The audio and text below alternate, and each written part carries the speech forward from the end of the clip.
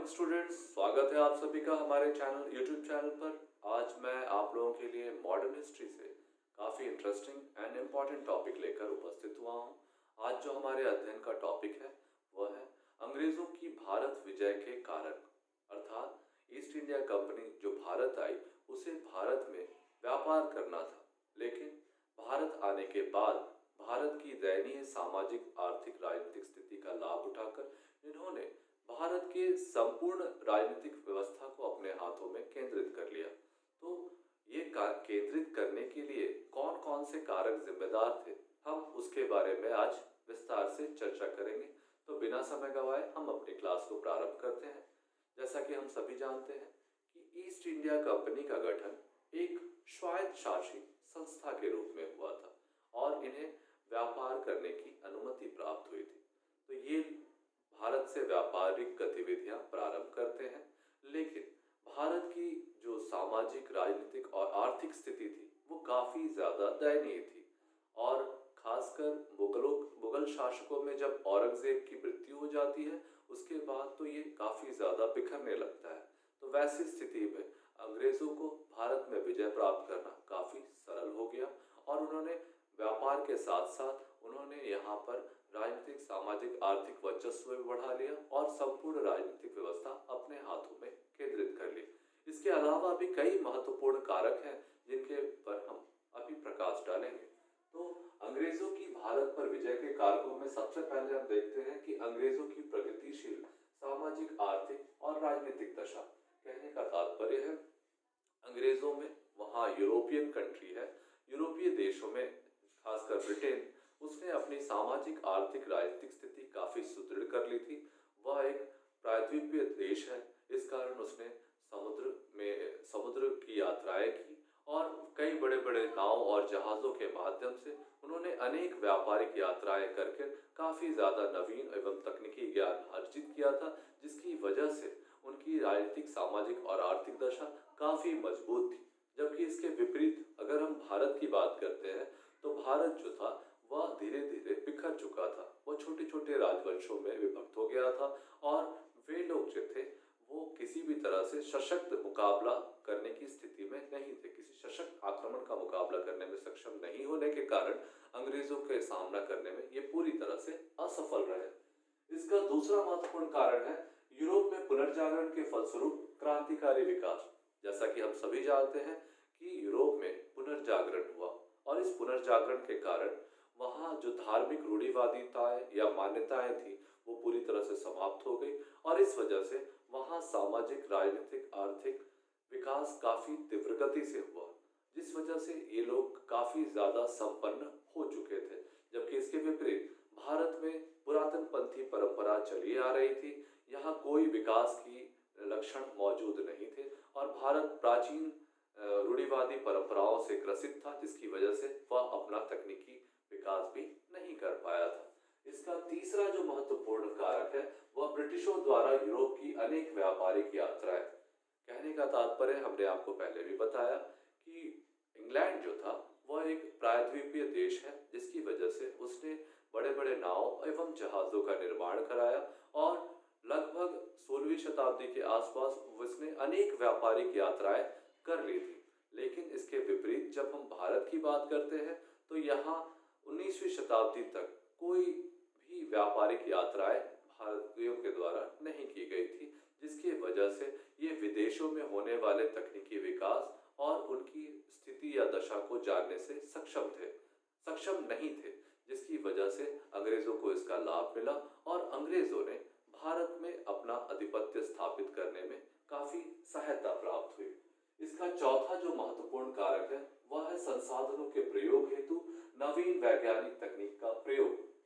जैसा कि आपको बताया गया है कि जब पुनर्जागरण होता है, पुनर्जागरण के पश्चात यूरोपीय देशों में, खासकर इंग्लैंड में तीव्र वैज्ञानिक प्रगति होती है और इन प्रगति के कारण वहाँ काफ़ी तेजी से वहाँ संसाधनों का प्रयोग होता था। वे अपने संसाधनों का समुचित रूप से उसका दोहन करते थे और इस वजह से उनकी आर्थिक स्थितियाँ काफ़ी समृद्ध हुई। जबकि इसके विपरीत भारत की बात करें तो भारत में संसाधनों की तो कोई कमी नहीं थी, लेकिन यहाँ संसाधनों के निकासी के लिए परंपरागत साधनों का ही सहारा लिया जाता था। वहाँ कोई नवीन तकनीकी एवं प्रौद्योगिकी का विकास नहीं हो पाया था, जिस कारण भारतीय आर्थिक गतिविधियों में काफी पीछे रह गए थे, जिससे भी अंग्रेजों को भारत में विजय प्राप्त करने में सहायता मिली। इसका अगला पॉइंट है, अंग्रेजों के लिए राष्ट्रहित ही सर्वोपरि था। कहने का तात्पर्य है कि अंग्रेज किसी भी स्थिति में अपने आप को राष्ट्रहित के समक्ष समर्पित करते थे। वे कभी भी राष्ट्र के प्रति दुर्भावना या स्वार्थ की भावना नहीं सोचते थे। उनके लिए राष्ट्रहित सर्वोपरि था और वे इस भावना से काफी उत्साहित होते थे और कितने भी विकट स्थितियां आने के बावजूद वे इनका निरुत्साहित नहीं होते थे। जबकि भारत में ऐसी स्थिति नहीं थी।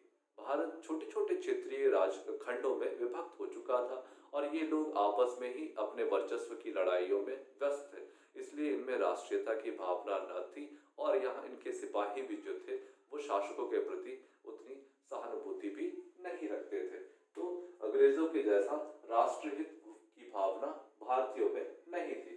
साथ ही साथ अंग्रेजों की नीतियों में लचीलापन भी था, अर्थात वे समय के अनुसार साम दाम दंड भेद इन नीतियों का पालन करते थे। कहने का मतलब है, आवश्यकता पड़ने पर उनका यह मानना था कि उनके लिए राष्ट्रहित ही सर्वोपरि है।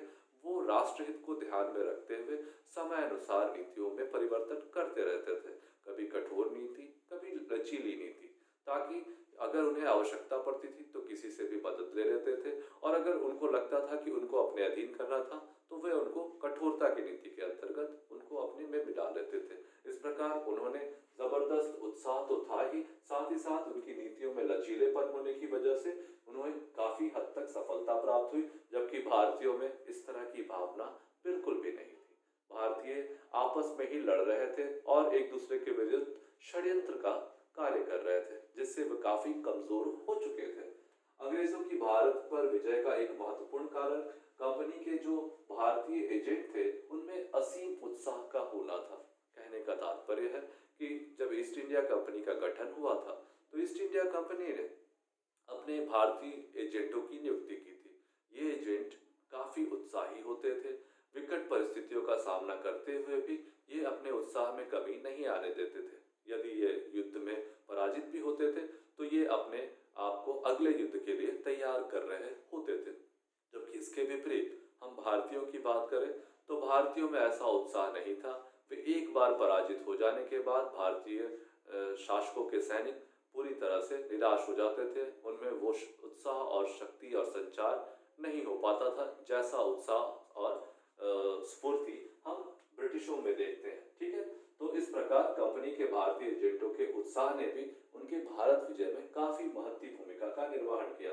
उसके अलावा जो सेना जो थी, ब्रिटिशों की सेना, वह अत्याधुनिक तकनीकी एवं शस्त्रों से सुसज्जित थी।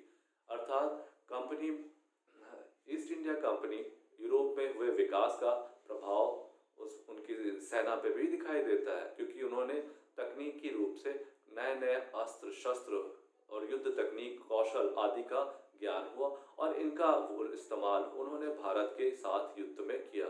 जबकि भारत जो था वह परस्पर छोटे छोटे टुकड़ों में विभक्त था और इनकी सेना जो थी वो परंपरागत हथियारों पर ही निर्भर थी। इनमें कोई उत्साह भी नहीं था और इनके जो तकनीक थे वे काफी पिछड़े हुए थे, जिस कारण उनको काफी दिक्कतों का सामना भी करना पड़ा। जबकि इसके विपरीत अंग्रेजों को एक कुशल नेतृत्व भी प्राप्त था और उस नेतृत्व में उनके पास एक अत्याधुनिक हथियारों से सुसज्जित सेना भी होती थी, जिस कारण उनको भारतीयों को पराजित करने में ज्यादा समय नहीं लगा।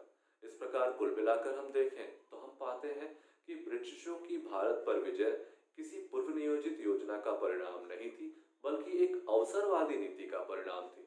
दरअसल ब्रिटिश भारत में व्यापार करने आए थे, लेकिन भारत की दयनीय सामाजिक आर्थिक राजनीतिक स्थिति का लाभ उठाते हुए इन्होंने भारत की संपूर्ण सत्ता अपने हाथों में केंद्रित कर ली थी और उनके विजय के लिए कुछ महत्वपूर्ण कारक जिम्मेदार थे, जिसकी चर्चा हमने आपके सामने की।